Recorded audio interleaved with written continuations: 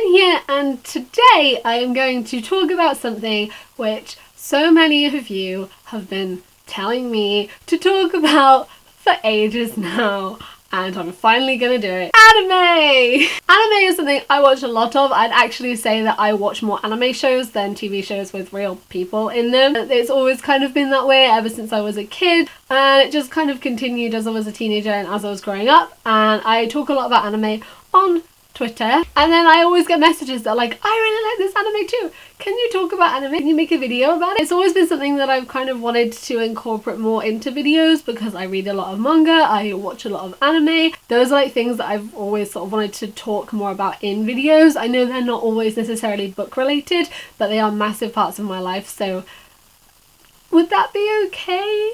So today I thought I would talk about my favourite anime. This isn't necessarily like a recommendations video, I just want to talk about anime that I have watched either recently or in the past and really enjoyed. Okay, so the first that we're going to talk about is Sweetness and Lightning. And this is about a young dad. Kohei is a single dad. His wife has passed away and he is left to raise his daughter Tsumugi, and she is the most adorable little kid ever, and she's like obsessed with food. She loves good food. He can't cook very well, so one of his students' mom owns a little restaurant. He ends up going with Tsumugi and they get taught how to make different food. It really is kind of just family and like coming together and something bringing you together, and she just, her attitude, she loves food and it's just so good. It really is just a really nice, heartwarming anime. It's so nice to watch. It's one of my favourites. I stumbled across it accidentally. I finally caved and removed ads from Crunchyroll and got an actual membership. I saw it as I was scrolling and it just, I just wanted to watch it, so I watched it. It was so good and so cute, and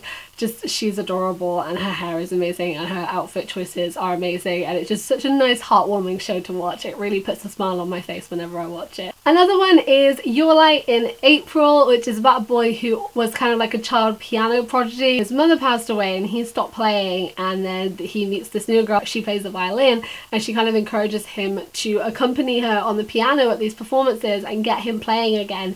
It's kind of heart-wrenching and life-destroying and sad, but it's also beautiful. I am a massive fan of instrumental music. Most of my iTunes is just film scores or TV show scores and or soundtracks that are just instrumental stuff, and I really like listening to the classic performances and the older ones of Mozart and Chopin and stuff. So being able to hear that in this show and to have the soundtrack that it has, it's beautiful and wonderful and just adds so much to the show. The animation with the music is just incredible, and honestly it's so good. The story is so detailed. There's just so much that's been put into every aspect of the show, and it's really good. Also life destroying, but really good. It also wouldn't be me if I didn't talk about the fact that I'm kind of a little bit obsessed with sports anime. Don't do sports. I used to though. Like I used to swim.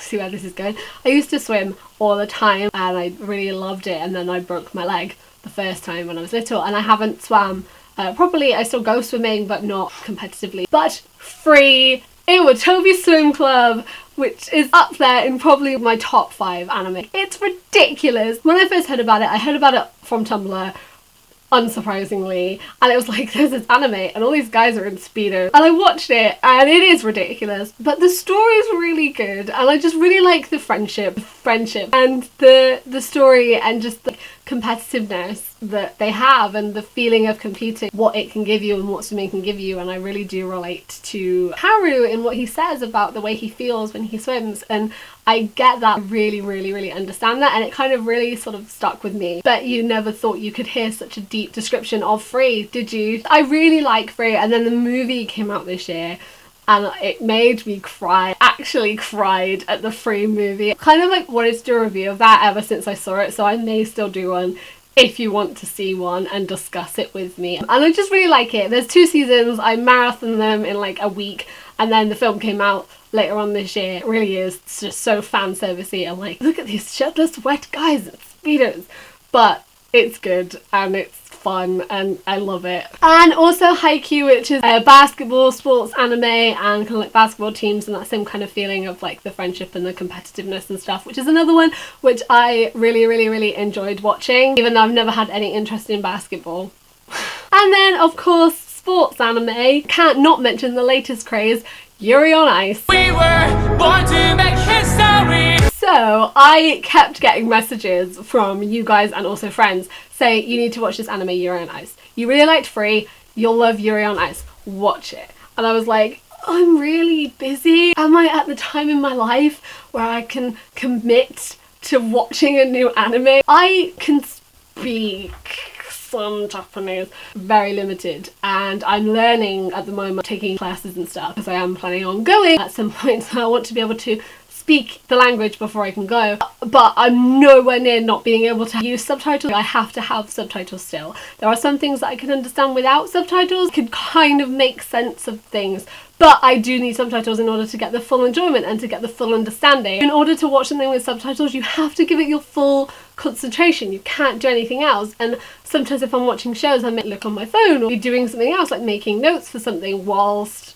watching it, because I can speak English, it's my first language, so I can understand that. With anime, you can't do that. It needs your full attention, which is fine and good, and probably a good thing to give something my full attention, but I have to do it at a time where I know I don't need to do anything else. So if I had a free day, I didn't have anything to do, I'd like done everything I needed, so I caught up to episode 6 and then have been watching since then. Oh my goodness, it's so good. And the thing that I really like about it is it also has the ridiculous concepts in it. They are very sort of fan servicey. Episode 7, I was really happy with that because that's something you don't see. I really thought that was good and brave of them to do. But again, it does have the kind of ridiculousness to it, but I love the story and how you can feel knocked down if you don't have good days and good times, but sort of building your confidence back up and coming back into something, and even though you're terrified to do so. And I really like Yuri's character and how he is growing and evolving, and I'm looking forward to seeing more. Another one of my favourites is Kotoro-san, which is about a girl called Kotoro. She can read minds. She was born with the ability to read minds, and you see sort of in the first couple of episodes the problems that shows during her childhood. She doesn't realise that that's what she's doing. She just kind of says what people are thinking all the time, and it leads to very disastrous consequences for her and her family and her friends, and she just ends up feeling really lonely and isolated, and her mother finally leaves her. And then she meets a boy at school, and he actually kind of does care for her, and then she joins this club with this girl whose grandmother can do the same thing, and it's kind of all of that explored and her powers explored and what comes of this and her life sort of from that moment onwards. It was another one that I accidentally stumbled across but really, really, really loved. We also have the obvious ones and Attack on Titan, with the giant Titan people that are like massive and they want to attack an entire village, and then you have the people that fight against the Titans, and then loads of weird stuff happens, but it's really good and action-packed. It was one of the ones that really introduced me to loads more anime, so I always kind of hold it dear to me. And Sword Art Online, which is a concept I've always really loved. You go into a video game, you get trapped in the video game, and if you die in the game, you die in real life. Always really liked the concept ever since Scooby-Doo and the Cyber Chase. So when I found that there was an anime which was also kind of the same thing, I wanted to watch it, and it's such a cool concept. I actually bought Sword Art Online because I liked it that much at the time and really liked the idea of it. And another one which I really enjoyed was Another. Another is actually a horror anime, and it's the first horror anime that I ever watched. It shows you the past in 1972, and it's a girl that died, and because everyone was so shocked that she died halfway through the school year, they ended up just treating it like she was still there and that nothing had ever happened, and some weird stuff kind of came from that. And there's a girl at school who has the same name. She's a bit she sort of sits by herself and is a bit sort of suspicious, but she has the same name as the girl that died, and everyone sort of ignores that she's there, and then lots of weird things happen. People start to die and lots of odd things start to go down. The thing I really liked about this is that I couldn't predict what was happening. Maybe some people could have, but for me, I actually was kind of constantly questioning, oh, is this person doing this, is this person doing this? I never really know who was who and what was actually going on and what the actual outcome was going to be. I have seen other horror animes since then, and I'm sure there are so many better ones than this out there, but it being the first one I watched, it really opened my eyes to a new genre of anime that I hadn't explored before and that I really, really enjoyed, and I marathoned the entire series of this in a day, and it was just really good, and I just really liked the concept of it, and it was definitely my kind of thing. And I feel like there are two that I really need to give honourable mentions to. One is Sailor Moon, which was one of the first ones I ever watched back when I was little. I used to watch Sonic X, which was not really kind of an anime but kind of had the same kind of feel to it, and then that led me on to watching more things on the same channel, and Sailor Moon was one of them. and that led me into the world of anime. So that's definitely one. While I haven't rewatched it in ages, I haven't like watched it at all in ages, I definitely hold it dear to me, and it is one of my favourites. And the other is Death Note. Death Note was a really big anime in my life at one point, something that I'd heard lots of people talking about and wanted to check out, and it was actually, I'd had a little 2-year break from anime when I started secondary school because I kind of was swamped down with everything and it was a big change. Death Note was the one that got me back into watching it, even though now I sort of look back on it and I think that's probably not sort of one of my favourite ones. And after the thing happens that I didn't ever think would happen, I thought that Light was gonna come to his senses and he didn't. After that happens, I feel like it does kind of go downhill a little bit, and then it got a bit confusing. I remember watching and being like, this is so cool, like this is such a cool concept, I love it. So it definitely has that place in my heart, even if I wouldn't say it was like one of my all-time favourites now. Obviously there are so many more anime out there and I've watched so many more that I'd also recommend.